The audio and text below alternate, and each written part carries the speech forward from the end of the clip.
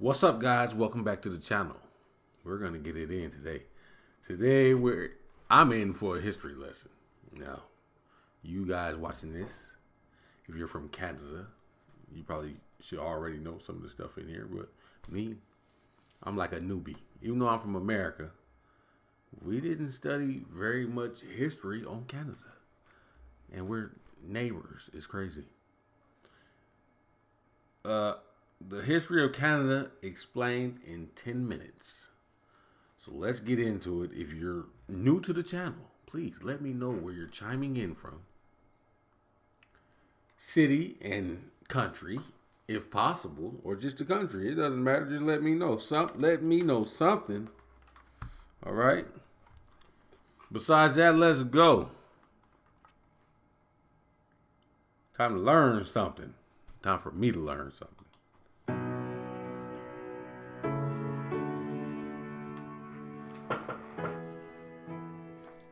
Canada, known for their delicious maple syrup, and being home to nearly all of the greatest hockey players of all time, is the second largest nation on Earth, and with approximately 2 million lakes, contains over 50% of the freshwater lakes on the planet. Damn. For many thousands of years, this region was populated with many indigenous tribes of hardy people.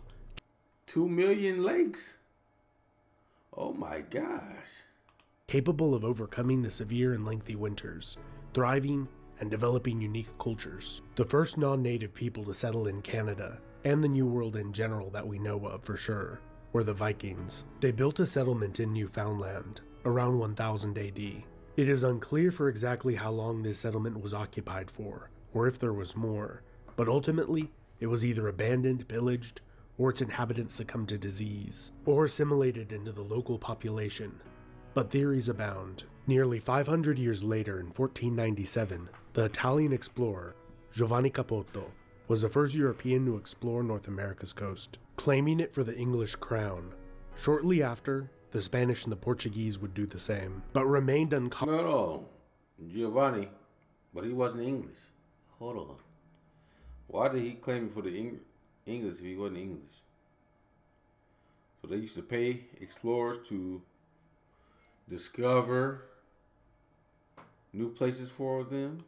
Is that what it is?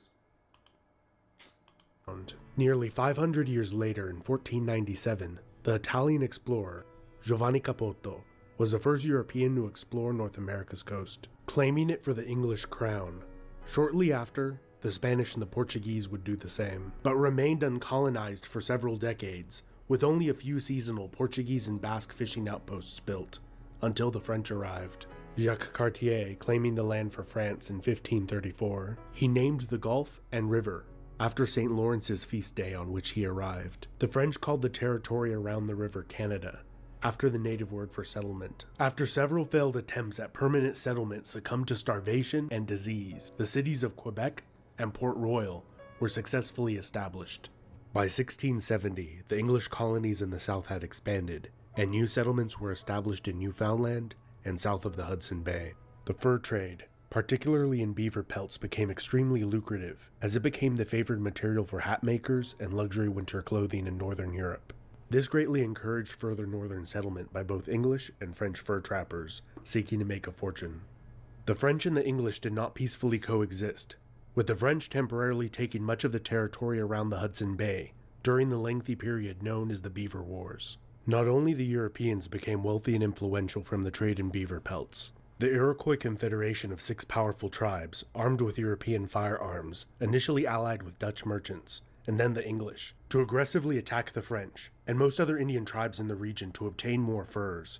Many of these tribes banded together with the French to halt Iroquois expansion. Peace was negotiated after 72 years of fighting, and many, mostly Indian lives lost. And little territorial change. The region of New France was comprised of several colonies. Canada and Louisiana were the largest, along with the smaller Plaisance and Acadia, which the British Empire obtained from the French in the Treaty of Utrecht in 1713 in a complicated agreement concerning the War of Spanish Succession. France also recognized the legitimacy of the Hudson Bay Company's claim over Rupert's Land. Interestingly, the Hudson Bay Company is still in existence today, primarily as owners of a retail store chain bearing their name. Despite their larger territory, the French increasingly became outnumbered by the rapidly growing British colonies surrounding them, by a margin of 10-1 by the time the next major conflict between the two occurred. During the 7 Years' War, or the French and Indian War, as it has become known in much of North America, French-speaking Acadians were deported far from the Canadian borderlands, some of whom formed the basis of much of the Cajun population of modern-day Louisiana and New Orleans. Both English and French empires sent thousands of regular infantry to North America during the war, supported by local militias. So the Acadians that were pushed out came on down there to Louisiana in America. The Cajun and French. Okay, all right. And Indian tribes. The greatly outnumbered French relied heavily on Indian allies and fought the British to a standstill early in the war, until the British successfully besieged the cities of Quebec and Montreal. Despite the French later defeating the British in a pitched battle, they failed to retake their capital city. In the treaty that ended the war soon after, France ceded Canada to Britain, while giving Louisiana territory to her ally, Spain. It is important to note at this time much of North America's non-coastal areas were still largely unpopulated, with many of the native tribes heavily depleted through warfare and invasive diseases from which they had little immunity. Hold on. Okay, hold on. So, all right. So before Canada was established, okay, then you got New Spain, Nouvelle España. 13 colonies went down there from the province of Quebec. So the United States was not established at this point. Unity. With a population of approximately 3 million, the American colonies waged a successful rebellion against the British Crown. A little over a decade later, the Americans attempted and failed to take Quebec, which remained loyal to Great Britain. After the war, many British loyalists moved north into Canada. During the following War of 1812, both British and American armies launched several failed invasions of each other's territory, ending in military stalemate, and the status quo was maintained. The treaties following the war established a more formalized border between the two nations. Despite the Canadians' desire not to join their American neighbors to the south, movements for self-rule increasingly grew among the Canadian lower and middle classes, culminating in the rebellions of 1837 and 38 that were severely dealt with and crushed, and saw the short-lived Republic of Canada established by William Lloyd Mackenzie. Despite the Republic's short-lived lifespan and diminutive size, widespread public support, not only from many Canadians, both French and English-speaking, but also from Americans to the south, spurred Great Britain's government to make major concessions in the rebellion's aftermath. The Act of Union in 1840 united Upper and Lower Canada into the new province of Canada, and the granting of responsible government soon after allowed for a far greater degree of self-rule to be exercised by the elected representatives of the people. In 1846, the disputed Oregon Territory was peaceably divided between Great Britain and the United States, pretty much by drawing a straight line and giving Vancouver Island to Canada. Throughout the 19th century, a massive boom in the logging industry fueled large waves of immigration to Canada, gradually replacing the fur trade as Canada's most lucrative industry. In 1867, the British North America Act, or more commonly called the Constitution Act today, established Canada as a self-governing democracy, with Ottawa as its capital city. To the west, the Hudson's Bay Company negotiated the sale of Rupert's Land to the newly formed Canadian government. The Métis people, of mixed European, primarily French, and Indian ancestry, were the largest population of the Winnipeg area of what is now Manitoba. Fearing the land they had held for generations would be seized by newcomers from the east, they rose in rebellion, creating a provisional government. And after a tense standoff, an eventual occupation by federal troops, many of their demands were met, respecting their rights. The leader of the rebellion, Louis Riel, would lead another larger but less successful rebellion 15 years later that ended with his trial and execution. Louis Riel became a martyr, or villain to many Canadians, his death increasing the tensions between Indian Métis, English, and French groups in society. Because of the key role the partially completed Transcontinental Railway played in the suppression of the rebellion, political support for completing it soared among English-speaking Canadians, and the railroad was completed in only 4 years from when it had begun.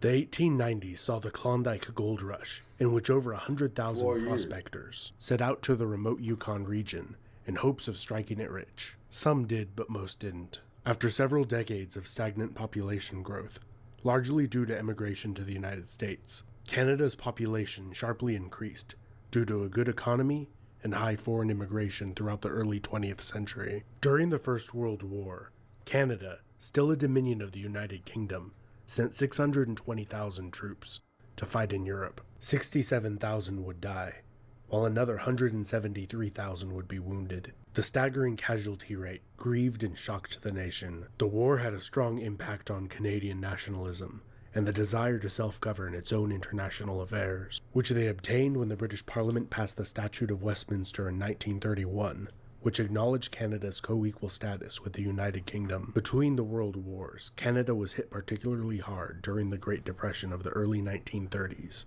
with unemployment rates reaching 25%, and many men living in unemployment relief camps.